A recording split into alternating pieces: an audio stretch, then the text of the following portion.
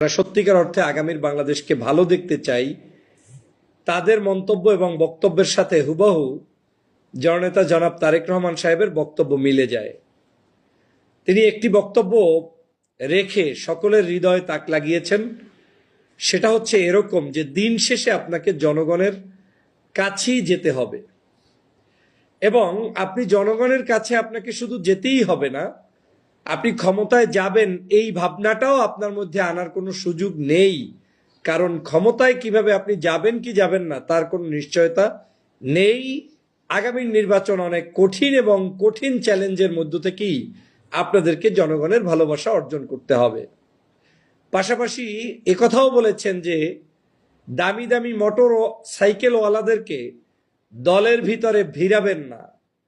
তিনি সেখানে বুঝাতে চেয়েছেন যে এই দলের দুর্দিনে যারা কাজ করেছেন বা দেশের জন্য যারা লড়াই করেছেন তারা এই দলের সাথে, কিংবা দেশের জন্য কাজ করা মানানসই কিন্তু যারা মূলত সুদিন পেয়ে এই দলে এসে ভিড় জমাচ্ছে, তাদের ভিড় দিয়ে আসলে এই দলের কোনো ফায়দা হবে না। আমি প্রথমেই জনাব তারেক রহমান সাহেবকে ধন্যবাদ জানাই যে বাংলাদেশের মানুষের সত্যিকার যে পালস সেটা তিনি একমাত্র অনুধাবন করতে পারেন এবং দেশনেত্রী বেগম খালেদা জিয়া পারেন, জিয়া পরিবার পারেন।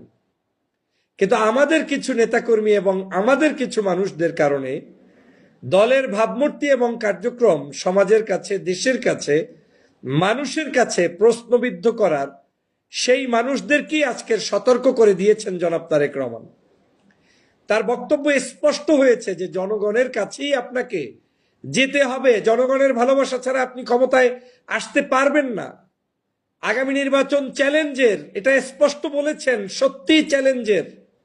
আমি বারবার বলেছি যে শুধুমাত্র ধানের শীষ সার্টিফিকেট নিয়ে এসে নির্বাচন করলেই জয়যুক্ত হবেন, এই চিন্তা যারা মাথায় রেখে জনগণের মধ্যে বিভ্রান্ত করছেন, বিভাজন সৃষ্টি করছেন, বিভিন্ন মানুষকে বিভিন্ন জায়গায় আপনি কোণঠাসা করার চেষ্টা করেন কিংবা ষড়যন্ত্রের কবলে পড়েন, কোনো কিছুতে লাভ হবে না।